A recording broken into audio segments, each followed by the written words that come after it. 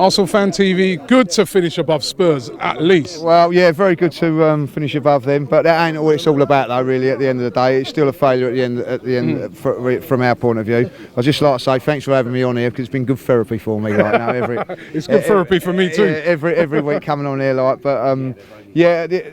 Today, you know, we've got our performance. The second is unbelievable, really. You know, we've only got second, really, though, Robbie, because of Tottenham's meltdown. Let's be honest about it. It's nothing to do with what we've done.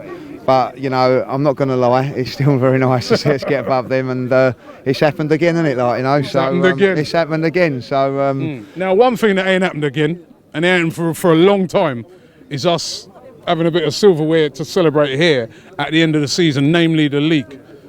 What's he got to do next year now to change this around? You know, coming here today, I didn't have much enthusiasm coming here. The last couple of years, we've had Wembley to look forward to coming over today. But I just hope that today's result doesn't paper over the cracks if we've got above Spurs, because we're not really in it. We've not come to this stadium to come above Spurs, Robbie. You know what I mean? It's all about trying to compete with the top teams in the Premier League.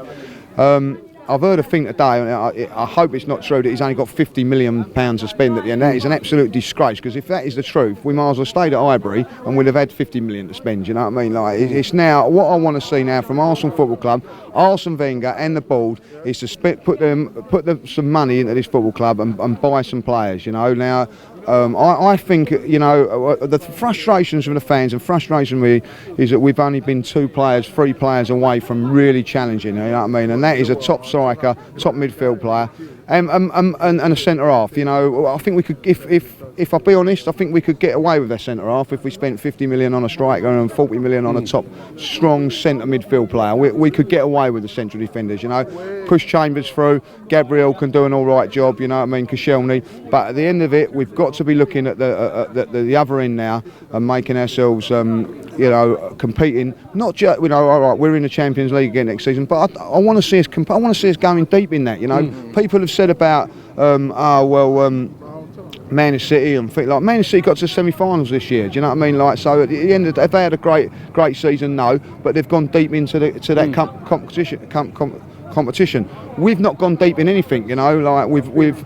And I will say this now, Arsene Wenger, he's got to say, like, you know, sort this defence out, because I'm fed up with, you know, Manchester United 3-0, Southampton 4-0, you know, Sheffield Wednesday 3-0, West Ham 3-3, Liverpool 3-3. The same mistakes defensively keep happening. We've got to improve. We've got to make sure that we defend better, and you know, we can challenge for this title. But at this moment in time, we're still 2 players away, and also Arsene Wenger's got to be working on the training field, getting this defence and the strategy of it sorted out, and making sure that when we, you know, I went to Man City last week. You was there.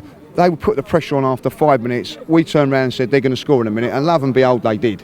You know, we've got to hold, you know, see that out and then go on. You know, there's no divine right to go to Manchester City and get results. I've heard people slagging off Arsenal last week because, you know, I couldn't believe it. No, I couldn't believe that. You know, you know, you go to Manchester City, you know, you get a point. That you know, that's a good point, you know, and I thought it was a good performance. I couldn't believe when I come in home listening to all the criticism. I think, you know, sometimes we've got the right to criticise and sometimes we haven't. And last week certainly wasn't one to criticise. When we go to places like Manchester City, Manchester United, Liverpool, places like that, Spurs, you know, you know, let's take the point and then and go from there.